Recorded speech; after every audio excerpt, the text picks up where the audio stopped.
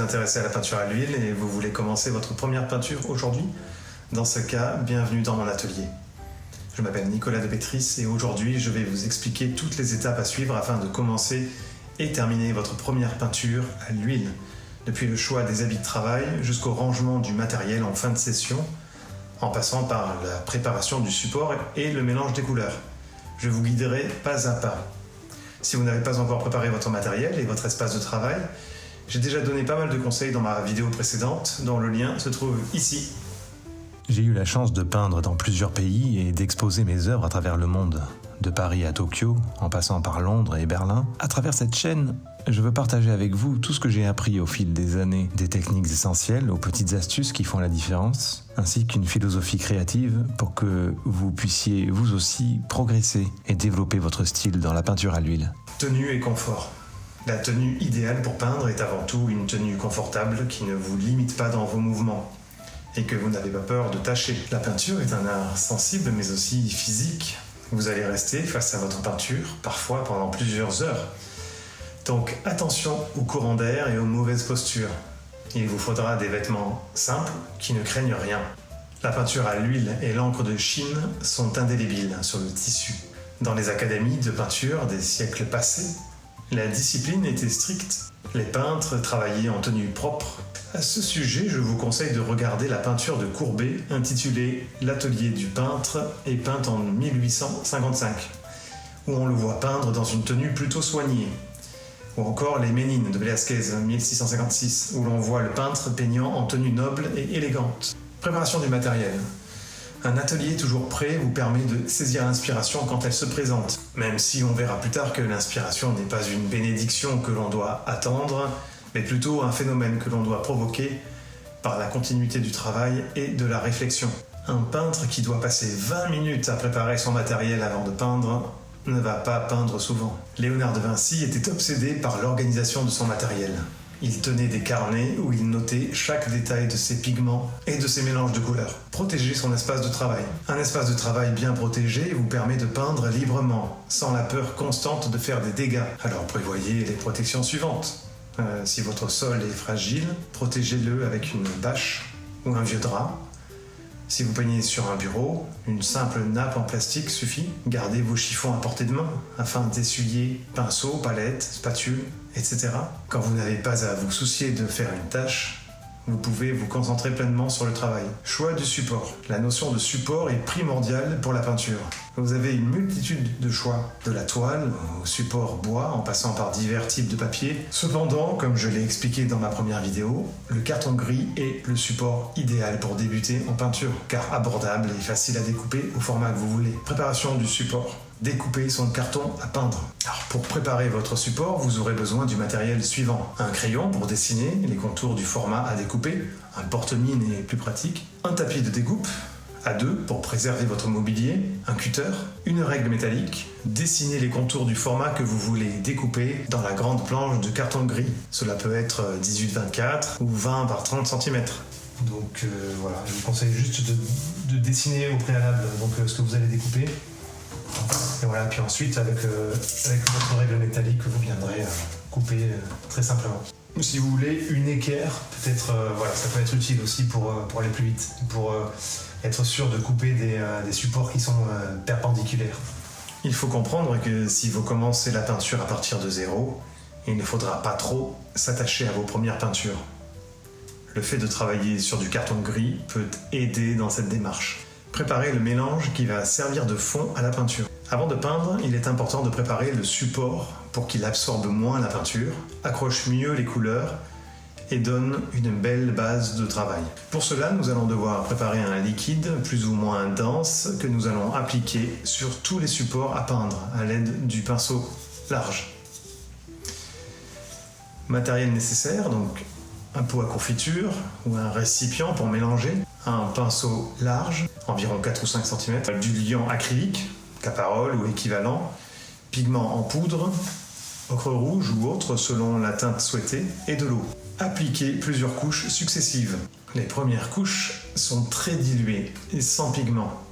Elles servent à sceller le carton et éviter qu'il absorbe trop la peinture. Je vous conseille même de l'enduire recto verso, au moins pour les 2-3 premières couches, afin de permettre à la structure du carton de s'équilibrer et de ne pas bomber ou se tordre sous l'effet de l'humidité. Enduisez vos supports avec cette préparation, puis laissez sécher environ 15-20 minutes dans un courant d'air si possible. Posez environ 2-3 couches sans pigment. Les couches suivantes sont plus épaisses et pigmentées. Elles créent une surface légèrement texturée et colorée, parfaite pour la peinture. Ajoutez une bonne cuillère à café de pigment en poudre dans la préparation afin de teinter la couleur. Posez 2 à 3 couches avec les pigments.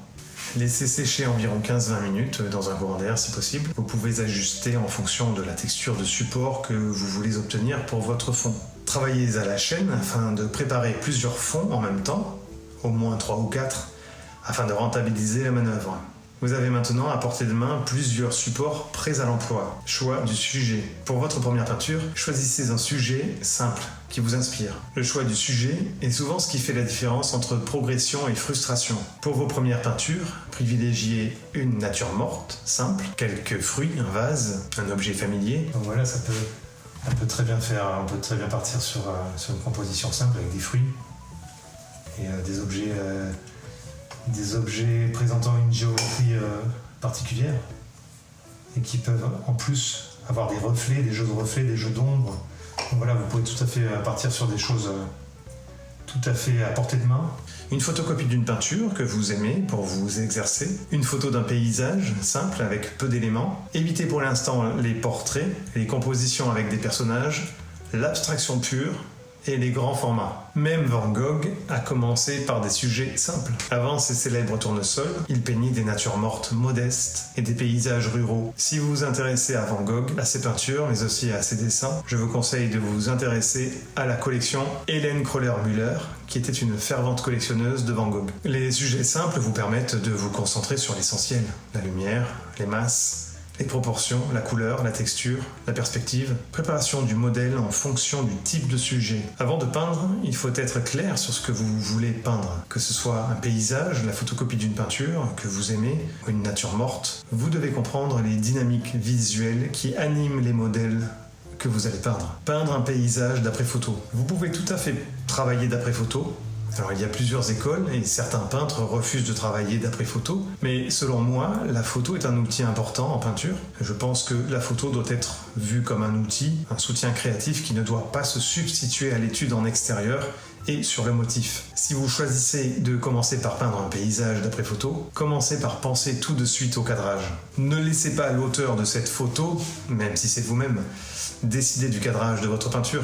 Vous devez trouver le meilleur cadrage possible avant de commencer. Choisissez une vue avec des montagnes, des nuages, des éléments suffisamment lointains pour pouvoir éviter de se perdre dans de laborieux détails. Peindre une nature morte.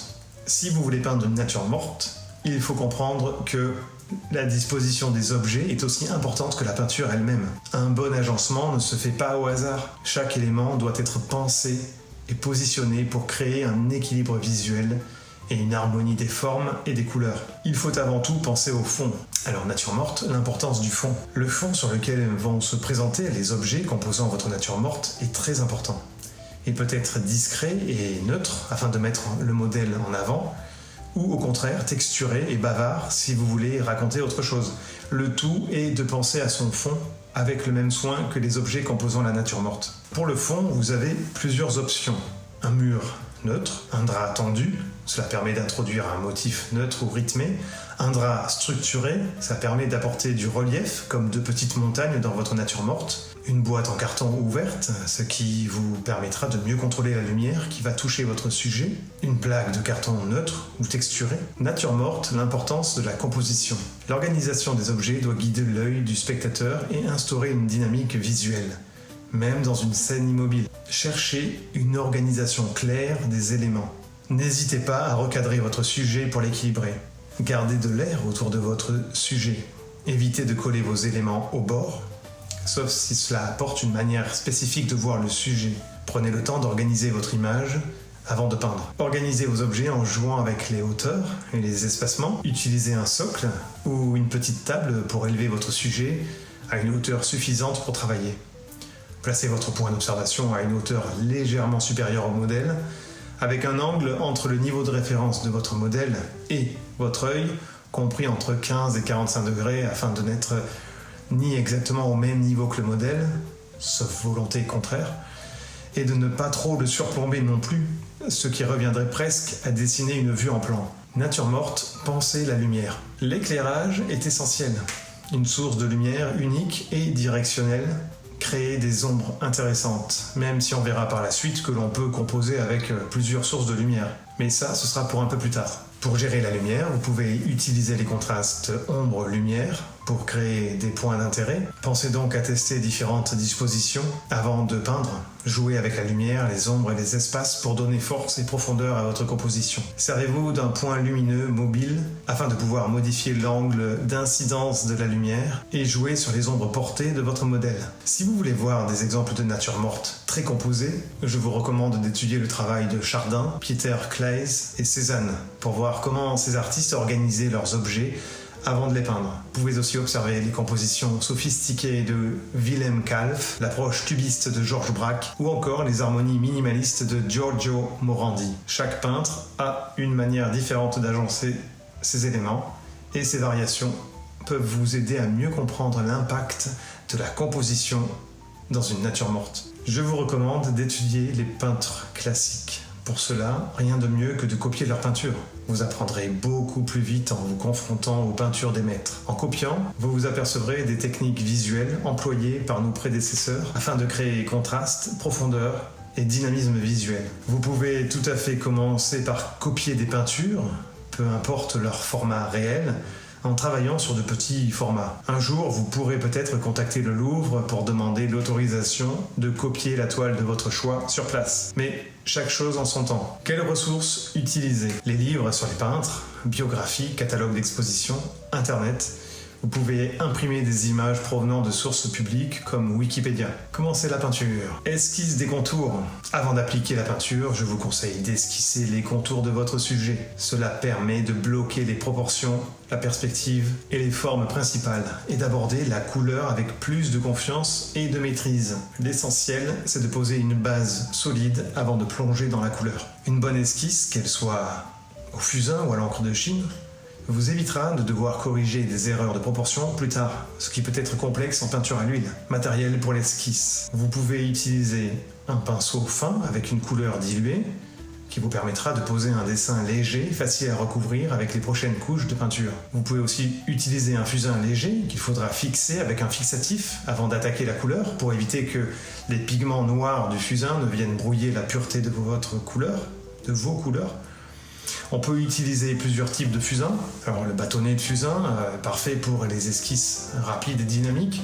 Le crayon fusain, idéal pour un travail précis et détaillé avant peinture, donc on le taille avec un cutter. Une plume et de l'encre de Chine pour un trait plus précis. Cette technique est pratique car l'encre, une fois sèche, ne se mélange pas avec la peinture. Cependant, il faudra que la peinture soit suffisamment opaque pour recouvrir le dessin à l'encre. Je déconseille de faire une esquisse au crayon gris car le crayon est brillant et peut salir les couleurs, sauf si vous le fixez avec un fixatif, mais je pense que ce n'est pas l'idéal. Comment esquisser? L'esquisse doit être légère, juste assez visible pour vous guider. Synthétisez la composition de votre modèle. Comprenez les grandes masses et volumes. Ne vous perdez pas dans les détails, mais trouvez les volumes généraux. Vous pouvez esquisser le contour des différents éléments du modèle en conservant le plus possible les justes proportions. Vous pouvez aussi bloquer les zones d'ombre et de lumière qui vont découper et donner de la profondeur à votre sujet. Ne cherchez pas la perfection à ce stade. Concentrez-vous sur les proportions générales et ne passez pas trop de temps à essayer de tout figer. Concernant ce point, il y a plusieurs écoles. Personnellement, j'ai l'habitude de commencer par une esquisse, généralement au fusain ou à l'encre de Chine. L'encre de Chine, en particulier, fait partie de ma routine, car elle me permet une grande précision avec la plume, ce qui est essentiel dans mon travail. Bien sûr, certains préfèrent rester au fusain, car il est plus facile à corriger. Certains peintres, comme Poussin ou Ingres, privilégiaient une esquisse détaillée avant de poser la couleur, utilisant du fusain, de la sanguine ou de la peinture très diluée pour structurer leur composition. D'autres, comme Velázquez ou Monet, attaquaient directement la toile avec la couleur, cherchant plus de spontanéité et de mouvement. À vous de choisir ce qui vous convient le mieux. Préparation de la palette. Une palette en bois est idéal pour peindre. Vous allez vous familiariser rapidement avec cet outil et la manière de l'utiliser, avec l'organisation suivante. Placez minutieusement les petits tas de couleurs sur le pourtour, suffisamment espacés pour ne pas se mélanger. Donc voilà comment se présente ma palette. Donc on voit que là j'ai disposé les 4 couleurs avec lesquelles on va commencer à peindre ensemble. Donc voilà, là c'est du blanc de titane, jaune primaire, bleu phthalo et rouge Carmine Garance. Donc vous voyez que je localise mes peintures pures sur le pourtour de la palette. Donc là on n'en a pas beaucoup, c'est relativement facile à organiser. Vous verrez que quand vous travaillerez avec beaucoup de peinture, ça peut arriver. Enfin, généralement c'est mieux de travailler avec une palette restreinte, mais bon, parfois on a besoin de plus de couleurs. Il faut garder une cohérence dans l'organisation des couleurs. Il faut placer ces couleurs sur le bord de la palette afin de conserver l'espace central pour faire son mélange. Donc pour la démonstration d'aujourd'hui, moi j'ai pris un peu de médium alkyd que j'ai mis là, parce qu'on verra plus tard qu'en fait on va pas mélanger 2 couleurs toutes seules comme ça, il faut les mélanger avec un médium. Gardez le centre propre pour les mélanges que vous allez faire. Un des pièges classiques quand on débute la peinture, c'est de croire qu'il faut une multitude de couleurs pour bien peindre. C'est faux. Au contraire, trop de pigments peuvent compliquer le travail et nuire à l'harmonie d'une peinture. Les plus grands peintres l'ont compris. Picasso, par exemple, disait qu'il n'achetait jamais de vert, car il préférait le fabriquer lui-même, à partir de bleu et de jaune. Harold Speed et Michel Albala recommandent aussi une palette restreinte, car elle permet de mieux comprendre les relations entre les couleurs et d'obtenir une cohérence visuelle plus forte. Je vous conseille de commencer avec 3 couleurs primaires et un blanc, un jaune, jaune primaire, un rouge, Carmine Garance, un bleu, bleu phthalo, un blanc, blanc de titane. Avec ces couleurs, vous pouvez tout créer. Les verts, les violets, les orangés, et surtout, vous développerez une meilleure maîtrise de vos mélanges plutôt que de dépendre de couleurs toutes faites. C'est une approche stoïque de la peinture, se concentrer sur l'essentiel, sans superflu, pour mieux maîtriser son art. Au lieu d'accumuler des tubes inutiles, vous apprendrez à tirer le maximum de peu de choses, comme les grands maîtres l'ont fait avant vous. Si vous voulez approfondir cette idée, je vous recommande The Practice and Science of Drawing de Harold Speed, ou encore Landscape Painting Essential Concept de Michel Albala. Ces livres expliquent pourquoi une palette réduite est un excellent moyen d'apprendre et de progresser. Les liens vers ces livres se trouvent dans la description. Mélange des couleurs. Je vous rappelle un principe de base de la peinture à l'huile. On n'applique jamais la couleur pure sortie du tube, ou alors très rarement. On doit toujours procéder à des mélanges afin d'obtenir les couleurs les plus fidèles à ce que voient nos yeux. Prenez le temps de mélanger minutieusement vos couleurs avant de les appliquer. Pour cela, il faut prélever une noisette de couleur A avec la spatule métallique. Alors là, disons que nous allons prélever du jaune. J'utilise toujours cette spatule métallique pour venir chercher la quantité de peinture minimum dont j'ai besoin.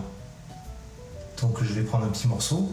Voilà, on va prendre un petit morceau comme ça, et on va venir le mettre dans la zone au milieu, là où nous allons faire le mélange. Donc je vais la mettre là, voilà, on va garder cette matière-là, et bien sûr, entre temps, je vais essuyer tout le temps ma spatule. C'est-à-dire que voilà, là je prends un chiffon, j'essuie la spatule. Répétez les étapes précédentes avec la peinture B. Donc nous avons dit que la peinture A, par exemple, c'était la peinture jaune, et la peinture B, ce sera la peinture bleue.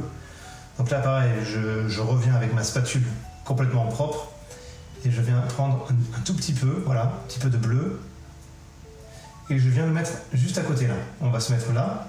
On va essayer de regrouper ce mélange dans la zone la plus restreinte possible pour ne pas venir, en gros, occuper toute la palette. Sinon après on va être embêté pour faire d'autres mélanges. Prélevez un peu de médium avec votre pinceau avant de mélanger les couleurs. Donc là on va procéder au mélange des couleurs. Alors moi ce que je fais, c'est que je prends du médium. Alors je travaille souvent avec un médium alkyd qui a cette texture un petit peu voilà, une texture de gel un petit peu comme ça. Donc moi ce que je fais, c'est que j'en prends un petit peu sur le pinceau. On va faire ça comme ça. Donc j'en prends un petit peu sur le pinceau comme ça. Voilà, suffisamment pour humidifier le pinceau qui est sec, et je vais venir mélanger. Alors pour venir mélanger, on va y aller progressivement, on va pas tout écraser d'un coup. On va prendre à chaque fois le minimum pour voir, pour maîtriser au mieux l'évolution du mélange. Donc là déjà, je m'aperçois que même juste, vous avez vu que en mettant juste du médium dans le jaune, il s'est passé quelque chose, c'est que la couleur a évolué. Déjà, on est parti sur une sorte de jaune, forcément dilué, mais un jaune un peu verdâtre. Donc ça, c'est bon à noter. Il faut connaître toutes ces réactions-là. Et ensuite, on va venir chercher un minimum, une toute petite pique de bleu. Voilà, j'ai pris je sais pas si vous avez vu, là, j'ai pris une toute petite pique de bleu au bout du pinceau. Et voilà, et là, on est parti. Et donc là, là, on est parti sur... on arrive sur un vert. C'est un joli vert, assez fort, assez frais. Et donc voilà, et donc en fait, le but c'est de contrôler son mélange comme ça. Donc si on veut revenir sur quelque chose de plus jaune, on va venir rechercher encore du jaune, et ainsi de suite. Alors il faut savoir que le jaune en général est une couleur qui a un pouvoir couvrant qui est plus faible que des bleus ou des rouges. Alors ça dépend lesquels, parce que il y a le jaune de cadmium, je crois que c'est celui-là, oui. Il a un fort pouvoir couvrant, mais vous allez vous apercevoir que certaines peintures prennent le pas sur les autres. Donc, vous voyez là, j'ai mis un tout petit peu de bleu, et tout de suite on est parti dans un autre vert, quoi. Et là, voilà, si on va jouer le jeu, je vais mettre beaucoup de bleu. Et si je mets beaucoup de bleu, là on est parti. On s'est vraiment très très éloigné du jaune d'origine. Et voilà, donc là vous comprenez bien qu'avec juste 2 couleurs comme ça, là vous pouvez faire, je dirais pas une infinité de verts, mais vous pouvez faire des dizaines de verts, quoi. Là on est vraiment sur quelque chose de très foncé, quelque chose de très clair, on peut faire toute la gamme au milieu. D'ailleurs ça c'est un exercice très intéressant à faire, c'est de dessiner un cercle chromatique et de s'entraîner à faire disons plusieurs tons entre les clairs et les foncés. Mélangez méthodiquement les 2 couleurs avec le pinceau. Vous obtenez un petit tas de peinture d'une nouvelle teinte que vous venez de créer. Avant d'appliquer cette couleur sur votre support, vérifiez toujours de vous approcher au maximum de la couleur du modèle que vous voyez. Faites confiance à vos yeux. Pose des couleurs. Vous venez de créer votre première couleur secondaire, issue de plusieurs couleurs primaires. Vous êtes donc arrivé au moment fatidique du premier coup de pinceau. Ne le sacralisez pas. Faites-en une routine, un geste naturel. Les plus grands peintres posaient leur pinceau avec assurance, sans repasser 20 fois au même endroit. Sargent, Velázquez, Monet, leur coup de pinceau était direct et précis. Faites-vous confiance. Posez franchement le pinceau sur le support et ressentez ce premier contact. Observez comment la forme du pinceau et la souplesse de ses poils influencent la manière dont la couleur se dépose. Ce premier geste n'est pas juste un trait, c'est une première connexion avec votre peinture. Un geste qui se répétera des milliers de fois et qui, peu à peu, deviendra le vôtre. Je vous conseille de peindre par zone, des plus clairs aux plus sombres. Cela vous permettra d'avancer progressivement en posant d'abord les couleurs ayant un pouvoir couvrant moindre, comme cela peut l'être avec les teintes claires en général. Je vous conseille de peindre les masses générales en vous appuyant sur l'esquisse faite précédemment. N'oubliez pas qu'il est préférable de laisser vivre le coup de pinceau une fois posé, plutôt que de tenter absolument à le corriger pour atteindre une hypothétique perfection. Gardez les petits détails pour la fin. Le principe du gras sur maigre, une règle essentielle. Cela signifie que chaque couche de peinture doit être légèrement plus grasse que la précédente, afin d'assurer un bon séchage et d'éviter les craquelures. Lorsque la peinture sèche, les couches inférieures continuent d'évoluer et de se rétracter, ce qui risque de provoquer des fissures. Ce principe est généralement appliqué lorsque l'on peint avec des médiums à base de vernis d'amarre, huile de lin, huile de térébenthine et autres mélanges à base d'huile. Mais dans le cas qui nous concerne, puisque nous allons travailler avec un médium à l'œuf, alors comment appliquer cette règle avec un médium à l'œuf ? Pour le moment, vous devez garder ce principe en tête sans que cela devienne bloquant, surtout que vous débutez avec du médium à l'œuf. Vous aurez donc l'occasion d'expérimenter ce principe plus tard, lorsque vous ferez vos médiums huileux vous-même. Mais avec un médium à l'œuf, la règle du gras sur maigre signifie que les premières couches doivent contenir peu de médium, ce qui les rend plus sèches et plus mates. À mesure que vous avancez dans votre peinture, ajoutez progressivement plus de médium, à l'œuf pour rendre les couches supérieures plus souples, plus lisses et plus lumineuses. Ainsi, vous garantissez une bonne adhérence entre les couches et un séchage équilibré, sans risque de tension dans la matière. Retenez simplement ceci, commencez léger, ajoutez du médium progressivement et assurez-vous que chaque couche soit légèrement plus grasse que la précédente. La règle des 80%, savoir s'arrêter au bon moment. Une erreur fréquente consiste à vouloir trop en faire et à surtravailler la peinture jusqu'à en perdre la fraîcheur. C'est là qu'intervient la règle des 80%. Quand votre peinture semble complète à 80%, considérez-la comme terminée. Cette approche est utilisée par de nombreux peintres, notamment John Singer Sargent et Richard Schmidt, qui prônaient un style où chaque coup de pinceau restait visible et expressif. Trop de détails peuvent étouffer une œuvre et lui faire perdre son énergie. L'idée est simple. L'œil du spectateur complète naturellement ce qui manque. Il n'est pas nécessaire de tout détailler. Et savoir quand s'arrêter fait partie du métier d'artiste. Lorsque vous sentez que votre peinture est presque finie, posez vos pinceaux, prenez du recul et demandez-vous « Est-ce que je suis en train d'améliorer ou de gâcher ma peinture ?» Bonne question. Si vous hésitez, la réponse est souvent « c'est déjà terminé ». Gardez les détails les plus fins pour la fin, quand votre peinture est presque sèche. N'hésitez pas à prendre du recul régulièrement pour évaluer votre travail. Si vous n'êtes pas sûr, arrêtez-vous et reprenez plus tard avec un œil frais. Nettoyage et rangement. Une bonne session de peinture se termine toujours par un rangement efficace. Nettoyez immédiatement vos pinceaux avec un savon spécial à base de fiel. Essuyez les goulots des tubes de peinture pour éviter qu'ils ne se bouchent. Si vous souhaitez conserver vos couleurs et certains mélanges, placez votre palette dans une boîte hermétique au congélateur. Eh oui, en prenant garde d'éviter tout contact avec la nourriture, bien sûr. Dans son atelier de Giverny, Monet organisait ses tubes et palettes avec soin pour pouvoir peindre immédiatement à chaque session. Adoptez un rituel de fin de session pour que chaque nouvelle séance commence sans encombre. Conclusion. Vous avez maintenant tout ce qu'il vous faut pour commencer votre première peinture. Rappelez-vous, peindre, c'est avant tout une pratique. L'important est de peindre jusqu'à ce que le geste devienne naturel. Alors ne remettez pas à demain, sortez vos pinceaux et commencez dès aujourd'hui. La philosophie que l'on m'a enseignée est la suivante. Peins, termine ta peinture, oublie-la et passe à la suivante, plutôt que de lui attacher une importance particulière. Pour progresser, il va falloir accumuler les peintures au point de ne plus pouvoir se souvenir de chacune d'entre elles. Si vous vous rappelez de toutes vos peintures, c'est qu'il n'y en a pas assez. Pour aller plus loin, j'ai préparé un guide de démarrage gratuit pour vous aider à bien débuter en peinture à l'huile. Vous trouverez le lien dans la description. Si cette vidéo vous a plu, n'hésitez pas à laisser un pouce vers le haut, à la partager et à vous abonner pour ne rien rater des prochaines vidéos. N'hésitez pas à poser des questions dans les commentaires. Je serai ravi d'échanger avec vous. Merci d'avoir suivi cette vidéo et surtout, travaillez bien.